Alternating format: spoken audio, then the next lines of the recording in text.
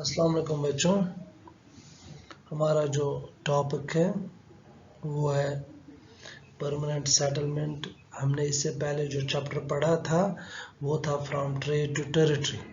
तो उसके बाद जो दूसरा चैप्टर आता है ट्रेड टू टेरिटरी में हमने पढ़ा कि किस तरह से East India Company who came in India as a trader became the rulers, okay, how they controlled the Bengal, okay, how they this got the Diwani rights and how they control the political affairs of the country.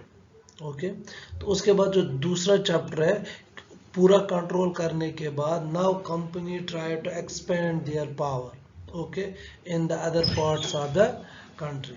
Okay, उसमें जो एक important policy introduce हुई that was the permanent settlement. Okay, permanent settlement पढ़ने से पहले या इस policy में क्या था, ये पॉलिसी क्यों इंट्रोड्यूस हुई, इसमें थोड़ा हम पहले बैकग्राउंड में जाएंगे कि परमानेंट सेटलमेंट से पहले क्या हुआ था। ओके, फर्स्ट थिंग जो इससे पहले हुआ था वो था बिफोर द ब्रिटिशर्स और before the East India company in India the control was in the hands of the Mughals. Okay, तो मुगल एम्पायर जो टैक्स कलेक्ट करते थे वो खुद नहीं करते थे बल्कि the zamindars, there was a class of zamindars who used to collect the taxes on behalf of the Mughal rulers. Okay, this was one thing कि जो टैक्स कलेक्ट होता था मुगल्स खुद नहीं करते थे बल्कि they used to collect this tax through a group of people called the zamindars. Okay, तो दूसरा हम पढ़ेंगे, इससे पहले हमने ये पढ़ा था बैटल ऑफ बुक्सर इन 1765 में क्या हुआ था कि दिस बंगाल के जो रूलर थे नवाब से they were totally destroyed. Okay, उनको डिस्ट्रॉय किया गया था। ओके, उसके बाद जो कंपनी थी it became the sole diwan of the Bengal. Okay, तो दीवान का मतलब हुआ they were having now power to collect the taxes. लेकिन इसमें यह प्रॉब्लम थी कि जो बंगाल था इसके रूरल एरियाज जो थे it was difficult to collect the taxes for the company in these rural areas.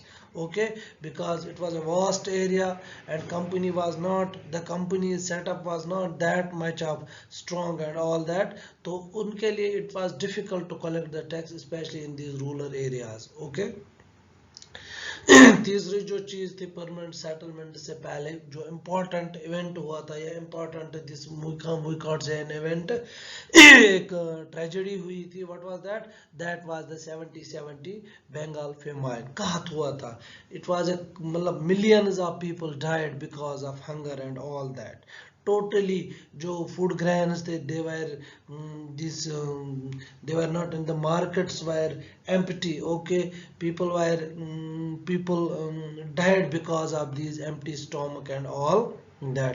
Markets totally जो थे मार्केट उस टाइम के वो एम्प्टी हो गए, फूड ग्रेन्स कहीं मिल नहीं रहे थे एंड ऑल दैट, जिसकी वजह से काफी लोग मर गए। तो इन चीजों को देख के ओके, तो इससे क्या हुआ कि after getting the Deewani rights, उसके बाद जब 6 साल के बाद ही जब फेमाइन आ गया तो कंपनीज रेवेन्यू जो था, कंपनी का जो रेवेन्यू था, ओके, कंपनी चलाने के लिए या कंपनी के अफेयर्स देखने के लिए जो पैसा लगता था that the source of money was the tax revenue. Okay, वो काफी कम हो गया था। It was not able to pay these bills and all that. तो इसको इंक्रीज करने के लिए या प्रोडक्शन को इंक्रीज करने के लिए जो कंपनी के उस टाइम के हेड थे वो थे Warren Hastings. He try to bring some reforms in the agriculture sector. उसने क्या किया, उसने इसमें कुछ चेंज करने की कोशिश की ताकि रेवेन्यू इंक्रीज हो जाए कंपनी के लिए और प्रोडक्शन भी इंक्रीज हो जाए। ओके, और रेवेन्यू कलेक्ट करने का जो सिस्टम था वो थोड़ा स्ट्रांग हो जाए और ज़्यादा से ज़्यादा रेवेन्यू हो जाए और रेवेन्यू की जो सेटलमेंट थी ओके वो भी एक ड्यू प्रोसेस से हो जाए। Okay, this was the background. तो इसके बाद क्या होता है, परमानेंट सेटलमेंट इंट्रोड्यूस होती है। ओके, कब होती है, इन 1786 ओके 1786 में परमानेंट सेटलमेंट सिस्टम बन जाता है और ये इफेक्ट में कब आ जाता है 1793 और इसके लिए जो एक्ट बनता है जिससे ये इंट्रोड्यूस होता है that was the permanent settlement act of 1793 under the directions from the British under the directions from this Lord Cornwallis okay lord Cornwallis उस टाइम इंडिया के लॉर्ड थे वाइसरॉय थे एंड डायरेक्शंस कहाँ से आती थी British prime minister William Pitt okay तो उन्होंने क्या किया they proposed this permanent settlement in 1786 और 1786 में ये प्रपोज हुई और इफेक्ट कब आ गई इफेक्ट में कब आ गई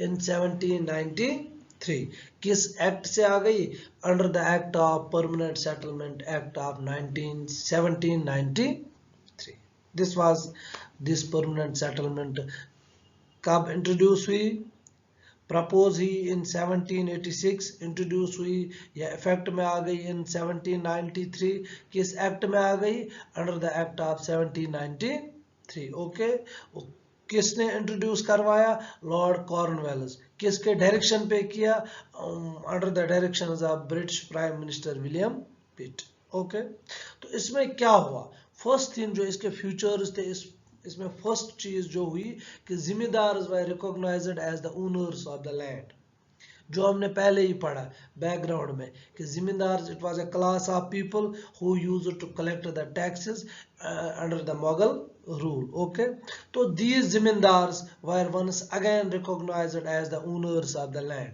जमीन की प्रोडक्शन इंक्रीज करने के लिए ओके इसमें और ज्यादा इन्वेस्टमेंट लाने के लिए दे वर recognized as the owners okay they were given hereditary rights of succession of the land under them उनके पास जो जमीन थी उनको उसके क्या मिले राइट्स मिले ओके सेकंड फ्यूचर जो इसका हुआ परमानेंट सेटलमेंट का हुआ परमानेंट जिम्मेदार्स कुड सेल और transfer the land as they wished they were having the complete rights simply हम कहेंगे उनको कंप्लीट ओनरशिप राइट्स मिले इस जमीन के लिए जो वो कल्टिवेट करते थे या जो वो कल्टिवेट करवा रहे थे थ्रू द पीजेंट्स और उसके अगेंस्ट उनको क्या करना होता था थर्ड फ्यूचर में आएगा उसमें क्या था द जिम्मेदार proprietorship would stay as long as he paid the fixed revenue at the set date to the government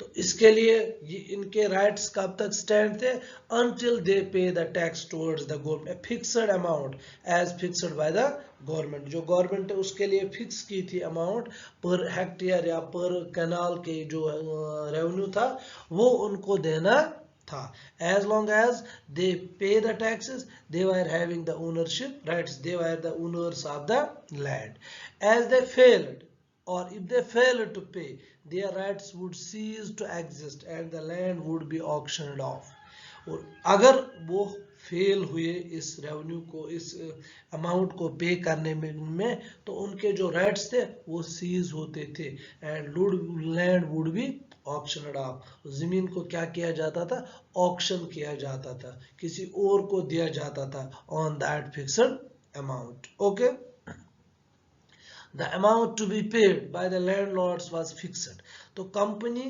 का रेवेन्यू परमानेंट रेवेन्यू रेज करने के लिए कंपनी ने क्या किया अब वो लोगों से नहीं टैक्स वसूल करते थे बल्कि they use to collect the taxes from the zamindars and zamindars use to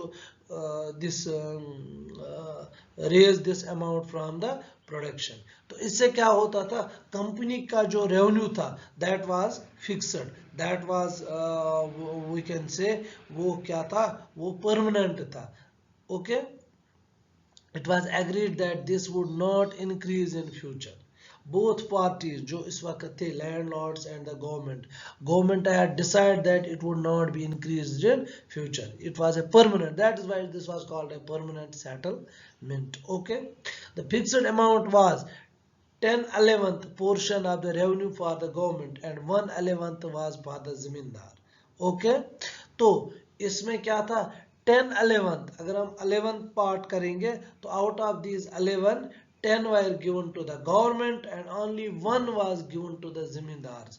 This tax rate was way higher than the prevailing rates in England. तो ये टैक्स रेट जो थी ये काफी ज्यादा थी. अगर सपोज किसी के पास 10 क्विंटल निकलते थे तो उस 11 क्विंटल निकलते थे, उसमें से कितना देना पड़ता था? Only 1% was given to the 10 में से सिर्फ एक क्या देते थे, किसको देते थे? To the landlord, to the zamindar, and rest was given to the government. तो गवर्नमेंट का जो पोर्शन था दैट वाज वेरी हाई. तो यही इसके जो हम जब इसका फेलियर देखते हैं तो यही चीज इस सिस्टम का फेलियर बन गया, क्योंकि जिम्मेदार ज्यादा देर तक इस अमाउंट को पे नहीं कर पाए. The zimindars also had to give the tenant a pata which described the area of land given to him and the rent he had to pay the landlord. तो इसमें एक और चीज हो गई, कंपनी ने जिम्मेदार को दिया तो जिम्मेदार ने इसमें से छोटा छोटा करके जिसको हम पटा कहते हैं पर्टिकुलर एरिया ऑफ लैंड किनको देते थे उनको ऑन द रेंट, उनको रेंट देते थे. ठीक, he had to pay the landlord, उनको रेंट किसको देना पड़ता था? लैंडलॉर्ड को देना पड़ता था. These were the futures. Simply हम कहेंगे a permanent settlement was done by the East India Company to raise the revenue or to increase the production in the agriculture. For this, what they did first, they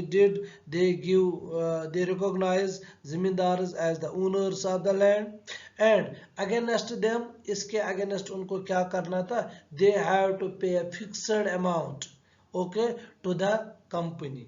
As long as they pay, they remain the owners. Once they fail, they cease to be the owners. वो owners नहीं रहते थे. That amount was a very high amount. It was 10/11th portion of the revenue for the government and 1/10th was for the zimindar. It was a very high rate. Okay.